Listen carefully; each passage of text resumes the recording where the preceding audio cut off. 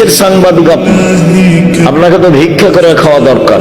মানুষের বদনাম শুধু পেপার পত্রিকায় লিখেন, রোজ লিখবেন টাকা খরচ করে যে ঠাকুরের কবিতা শিরক, ঠাকুর দুনিয়ার বদ, ঠাকুর মুসলমানের শত্রু, ঠাকুর বাঙালিদের শত্রু, ঠাকুর জাতির শত্রু, ঠাকুর ঢাকা বিশ্ববিদ্যালয়ের শত্রু, ঠাকুর বাংলা ভাষার শত্রু, ঠাকুর লাথিযোগ্য, এ কথা বলবেন, রোজ পেপারে লিখবেন।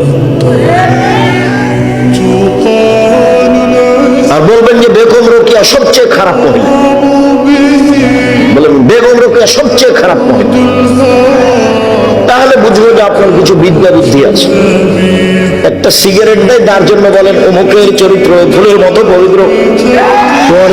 তোমাদের এই ছেলেপেলার আমি চরিত্র খুব ভালো বুঝি না, খুব ভালো বুঝি আমি। তোমাদেরকে দেখলে আমাকে ঘৃণা লাগে। যখন রাস্তায় ছুটো মোটর সাইকেল নিয়ে আর এই সেই নিয়ে, তখন তুমি মনে করো না যে আমি খুব ফুর্তিতে আছি, তোমাকে দেখলে আমাকে থুথু ফেলার ইচ্ছা হয়। কারণ তুমি নিম্ন শ্রেণীর জাতির, তুমি সবচেয়ে খারাপ জাতির জন্য তুমি বোঝা। তুমি জাতির কি করতে পারো? তুমি জাতির কি করতে পারো?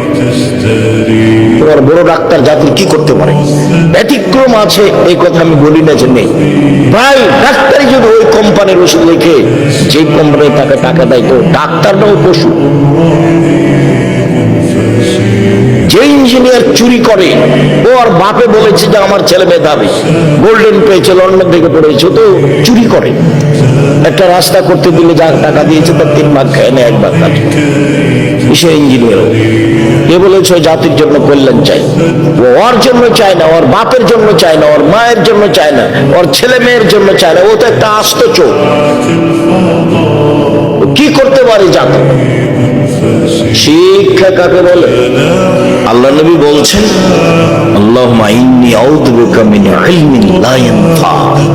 ওই বিদ্যা চায় না যে বিদ্যা উপকার করে না। আল্লাহ তুমি আমাকে ওই বিদ্যা থেকে বাঁচাও যে বিদ্যা উপকার করে না। আল্লাহ তুমি ওই বিদ্যা থেকে বাঁচাও আমাকে যে বিদ্যা উপকার করে না। আমিন কলবিন লা ইয়াখশা। আল্লাহ তুমি ওই অন্তর দিও না যে অন্তর তোমার ভয়ে কাঁদে না।